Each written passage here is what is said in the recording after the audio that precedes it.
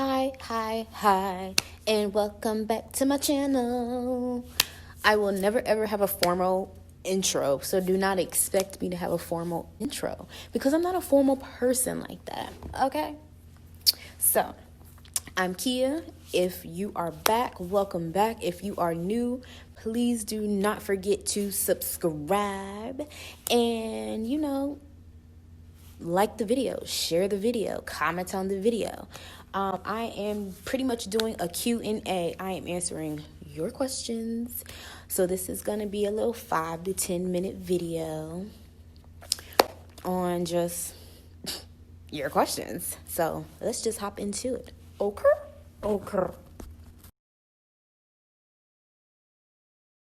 We did AI. There's 3 different methods. You got natural insemination, NI, partial insemination, which is PI, and artificial insemination, which is AI. Partial pretty much is the guy jacks off, and when he's getting ready to,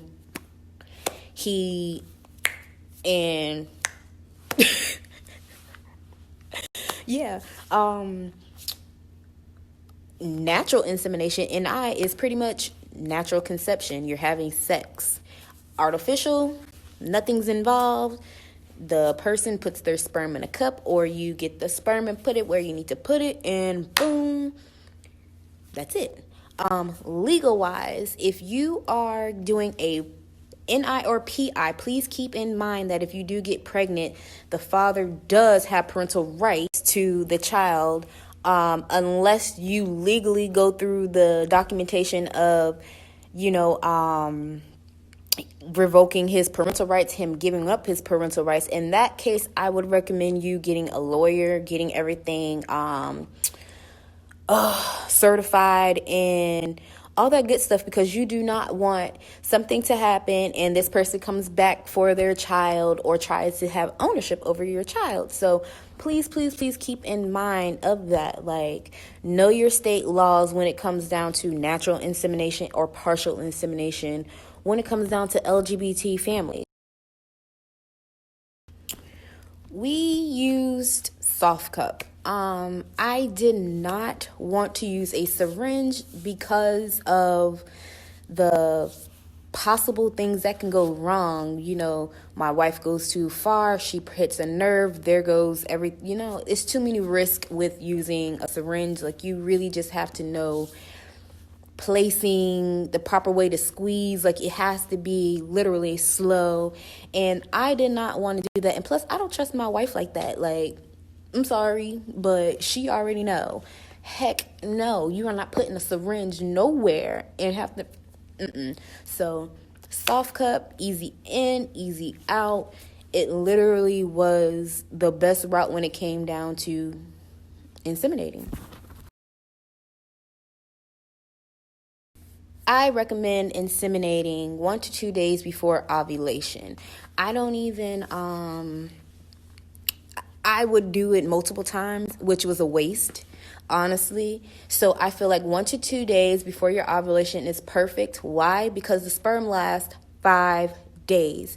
So if your ovulation is on the 20th and you inseminate on the 18th, that gives you 2 days before you ovulate, day of ovulation, and 2 days after you ovulate to possibly get pregnant.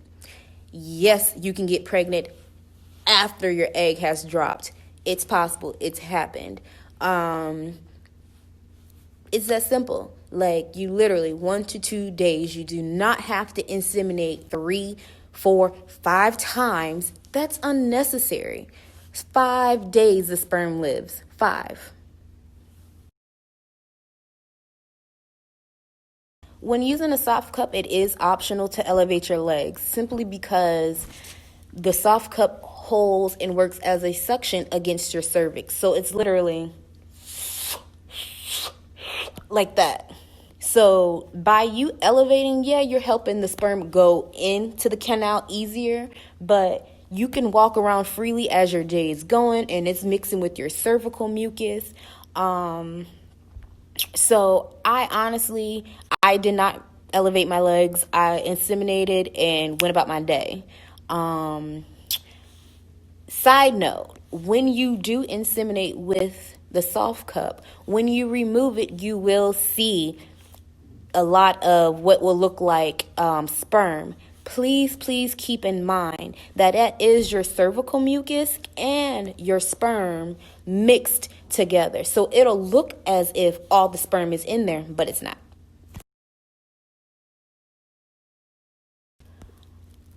"12 hours. You keep the Softcup in for 12 hours. I kept it in for 14. I'm not even going to lie to you. I left it in for 2 extra hours. Nothing happened. I don't recommend it because I'm not a doctor. Okay, let me put that out there. I'm not a doctor, but I left it in for 14 hours, and hell, I got a whole baby, so hey. The Softcup is not hard at all to insert. If you are anything familiar with tampons, then it's literally the same concept. On one of my other videos, I actually show a video of the actual Softcup and showing how it squeezes, how it inserts. So you're more than welcome to, check that out after you finish this video. Fresh is always the best. But no, our donor was fresh. I recommend getting fresh, but if you can't get fresh, it's okay that you get shipped frozen or but I do recommend that you follow the instructions to the T when it comes down to thawing, because you want to make sure everything is thawed correctly at the right temperature when it comes down to inseminating with frozen shipped sperm. I would say we inseminated September 23rd of 2018, and I got a faint positive pregnancy test October 1st. The very, very first time we inseminated, while I was watching the videos, I saw something about preseed and I used it. I personally don't recommend it unless you need moisture down there. That's how I feel. If you are dry in that area particularly and you need a little moisture to help everything travel and flow, preseed is for you. It might benefit in other ways. I don't know. But yeah, I did not use preseed, and I don't plan on ever using it. We tried to get pregnant 3 times. 3 is like our number. We tried 3 times, but in between those 3 times, I would give myself a break so I could do some research, so I can make sure I'm tracking properly. I just wanted to not have to go back to back to back and get all these disappointments. I'm like, okay, 1 no, let me figure out what I did this time that I can do different. 2nd no, okay, I have to figure something out. 3rd, I got my yes the 3rd time. So, you won't get pregnant the first time. Some people do, some people don't. It all just depends on your body. But yes, lucky number 3. I truly dislike ovulation tests, and I emphasize on the dislike. The amount of stress a person can endure using ovulation kits is ridiculous. Having to be consistent and precise when it comes down to testing, it's to the T with it. Honestly, it was not for me. I decided not to do it the 2nd time. So what I did was I learned my body. And this is something that I highly, highly, highly, highly, highly recommend to the women who are trying to conceive. I honestly urge and motivate you all to learn your body's cervical mucus. Go off of that. Your body will tell you when you're ovulating. Your body will tell you when you're fertile. Your body tells you everything. I just want to make sure that you're getting at your own pace and I'm not rushing through it.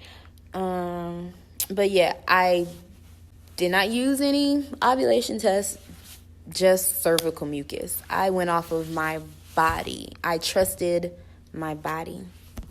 Like, it's so phenomenal how amazing the body works. When I first started learning how to use my cervical mucus, I was really surprised and really shocked at how the consistencies and the textures of everything was.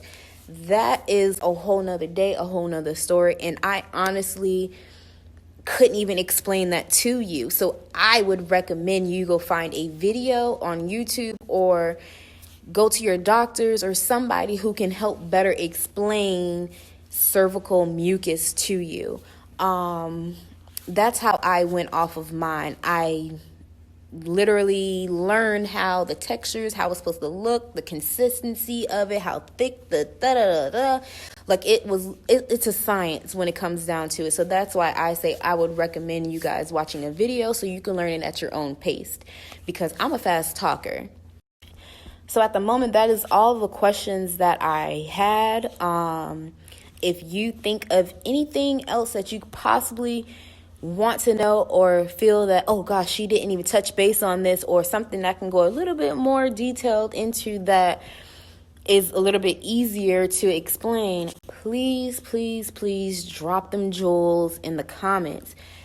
You know, I do these videos really because a lot of my friends are asking me or have asked me for help. And then I have people who come to me and they ask little small questions that sometimes aren't very explained thoroughly. So that's where I like to come in and just give people a little bit of help. And this doesn't even have to be for LGBT couples. This video can be for heterosexual couples as well, because they have issues getting pregnant as well. Feel free to, like I said, if you have any questions, go ahead and ask. Like, share, subscribe, and until next time, my loves, my jewels, my queens, my kings, my everything in betweens, I love you.